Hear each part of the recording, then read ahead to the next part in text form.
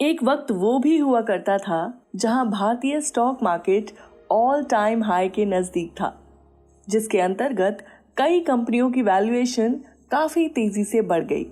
उस दौरान बढ़ती वैल्यूएशन और स्टार्टअप्स को आसानी से मिलते पैसे को देखकर ना जाने कितने लोगों ने स्टार्टअप शुरू कर दिए। हर रोज किसी ना किसी नए बिजनेस की न्यूज आ ही जाती। कभी कोई चाय का स्टार्टअप कर रहा था तो कहीं किसी ने खेती से जुड़ा कोई स्टार्टअप कर लिया था।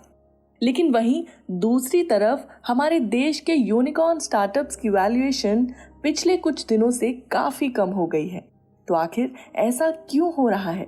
दोस्तों, कहानी में आगे बढ़ने से पहले वीडियो को लाइक कर दीजिए, चैनल को सब्सक्राइब कर दीजिए और बेल आइकन को दबाना बिल्कुल भी ना भूलें, जिससे हमारे वीडियो सबसे पहले आपकी स्क्रीन तक पहुंच जाएं। तो आइए बिना कुछ देर किए कहानी को शुरू करते हैं। दरअसल भारत के बड़े बड़े स्टार्टअप्स की वैल्यूएशन में कमी आ रही है और इन्वेस्टर्स भी निवेश करने से पीछे हट रहे हैं। सबसे पहले बात करें जो भारत के बड़े बड़े स्टार्टअप्स में से एक है, जिसे भारत का सबसे बड़ा एडटेक टाइकून कहा जाता है, वो है बायजूस। इसकी वैल्यूएशन को घटा दिया गया है। इसके साथ साथ e commerce company Meesho, food company Swiggy, Ola, pharmacy आदि इन सभी स्टार्टअप कंपनीज की वैल्यूएशन में कटौती हुई है। इसी के अंतर्गत बायजूस की बात करें तो पहले उसकी वैल्यूएशन $22 मिलियन थी, जिसकी 62 से 64% वैल्यूएशन घटाई गई है, यानी 65% से घटकर अब ये वैल्यूएशन करीब $8.4 मिलियन ही रह गई है। बता दें कि ब्लैक रॉक की parent company think and run की वैल्यूएशन मार्च 2022 में $10.7 मिलियन थी।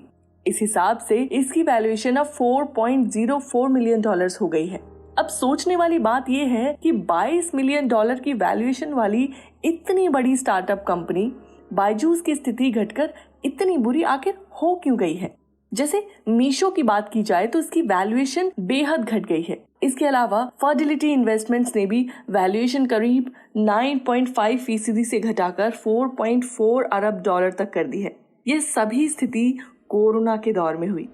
कोरोना के दौरान जब जबरदस्त मांग देखने को मिली थी और ज्यादातर कंपनी ऑनलाइन आ चुकी थी, या जो कंपनी मुनाफा कमा रही थी वो ऑनलाइन कंपनियां थी, चाहे वह एडटेक कंपनी बायजूस हो या ई कॉमर्स कंपनी स्विगी हो या जितनी भी ऑनलाइन कंपनी हो।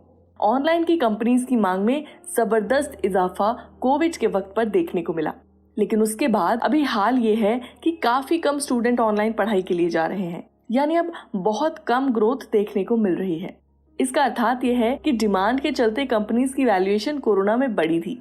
इसके अलावा कई कंपनीज ने स्वयं को ओवर वैल्यूड भी बताया था, यानी ये सभी कहानी ओवर वैल्यूएशन की है। वैसे भी कंपनीज का रेवेन्यू और प्रॉफिट बढ़ नहीं रहा था, तो वैल्यूएशन तो गिरनी ही थी। सारी कहानी मुनाफे पर आकर घूम जाती है। ना मुनाफा आ रहा है और ना ही रेवेन्यू। तो ऐसे में इन्वेस्टर्स अपनी समझदारी के चलते कम ही वैल्यू पर हिस्सेदारी खरीदेंगे। क्योंकि कंपनी चल ही नहीं रही है तो जाहिर सी बात है कि वैल्यूएशन तो निवेशक घटाएंगे ही घटाएंगे। यही स्थिति यहाँ पर भी बन रही है।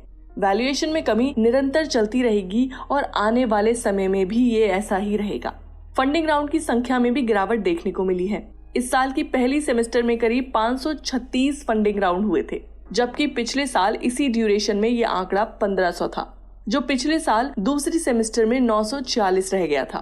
ट्रैकन की फाउंडर नेहा सिंह कहती हैं कि इस गिरावट के बावजूद भारत तेजी से बढ़ने वाली इकोनॉमीज में से एक है और भारत के स्टार्टअप इकोसिस्टम में अभी काफी तेजी से बढ़ने की क्षमता है। फंडिंग के अलावा भारत में पहली सेमेस्टर में नए यूनिकॉर्न बढ़ने की संख्या में भी गिरावट आई है। स्टार्टअप्स में छंटनी भी काफी ज्यादा हुई है। ये माना जा रहा है कि जैसे रिकॉर्ड फंडिंग साल 2021 में देखने को मिली थी, वैसे अब दोबारा शायद कभी देखने को न मिल सके। साल 2021 में तमाम कंपनियों को तगड़ा वैल्यूएशन मिला। कई कंपनियों ने आईपीओ भी निकाले, जिससे उन स्टार्टअप्स में पैसा लगाने वाले निवेशकों ने तगड़ी कमाई की। इस दौरान क्रिप्टो मार्केट भी तेजी से आगे बढ़ रहा था। हालांकि साल 2022 की दूसरी सेमेस्टर और फिर 2023 में भी ब्याज दर बहुत कम है, वैल्यूएशन गिरा है और क्रिप्टो मार्केट तो जैसे धराशाही ही हो गया हो। पिछले साल से तुलना में इस साल के शुरुआती 5 महीनों में ही स्टार्टअप्स की फंडिंग में करीब 79% की गिरावट देखने को मिली थी। प्राइवेट इक्विटी और वेंचर कैपिटल की तरफ से लगातार स्टार्टअप को दी जाने वाली फंडिंग में गिरावट देखने को मिली। यही वजह है कि एक के बाद एक स्टार्टअप्स ने कई लोगों को नौकरी से निकाला। पिछले साल यानी 2022 में जनवरी से लेकर मई तक तमाम स्टार्टअप्स को करीब 15.7 अरब डॉलर की फंडिंग मिली।